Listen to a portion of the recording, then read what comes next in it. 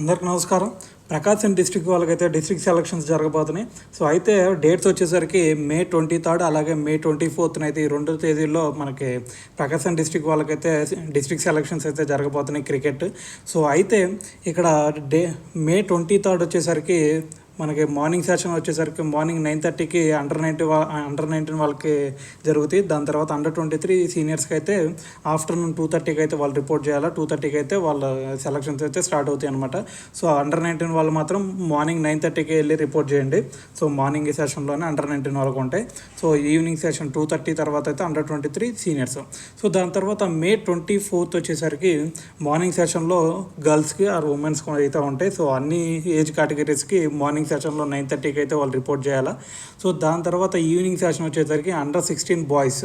So ఇది మాత్రం గుర్తుపెట్టుకోండి. అండర్ 19 బాయ్స్కి ఏమో 23, అండర్ 16 బాయ్స్కి ఏమో 24, అది కూడా ఆఫ్టర్నూన్ సెషన్లో జరుగుతాయి.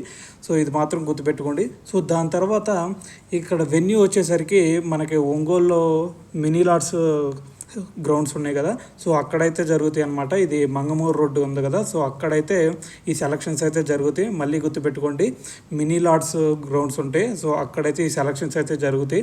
సో ఇది మాత్రం గుర్తుపెట్టుకోండి. సో దీంతోపాటు ఇక్కడ వాళ్ళు మెయిన్గా మెన్షన్ చేసింది ఏంటంటే డేట్ ఆఫ్ బర్త్ సర్టిఫికేట్ ఖచ్చితంగా కావాలా. దాంతోపాటు దాని ఆధార్ కార్డు అలాగే ఆధార్ కార్డు జిరాక్స్ కూడా, దాంతోపాటు డేట్ ఆఫ్ బర్త్ సర్టిఫికేట్, దాని తర్వాత జిరాక్స్ ఒకటి తీసుకెళ్ళండి. సో దాని తర్వాత వచ్చేసరికి ఇక్కడ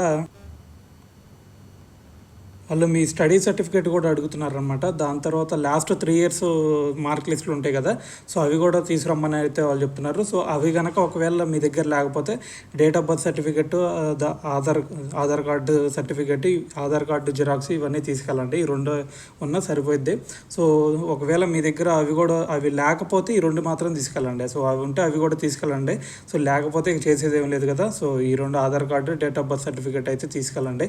సో ఇవైతే సరిపోతుంది. సో దాని తర్వాత డ్రెస్ కోడ్ వచ్చేసరికి బాయ్స్కి అయితే వైట్ అండ్ వైట్, కానీ ఉమెన్స్కి వచ్చేసరికి వాళ్ళకి కలర్ డ్రెస్లు అయితే రావాలని అయితే చెప్పారు.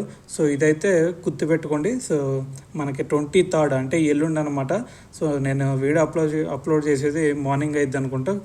సో కాబట్టి మీరు మే 23, 24 అయితే అటెండ్ అవ్వండి. సో మీ టాలెంట్ కనుక చూపించుకున్నట్టయితే ఖచ్చితంగా సెలెక్ట్ అవుతారు. సో దాని తర్వాత డిస్ట్రిక్ట్ ప్రాబుల్స్ తీస్తారు. దాని తర్వాత డిస్ట్రిక్ట్ టీంకి అయితే మీరు సెలెక్ట్ అయ్యే ఛాన్స్ అయితే ఉంటాయి.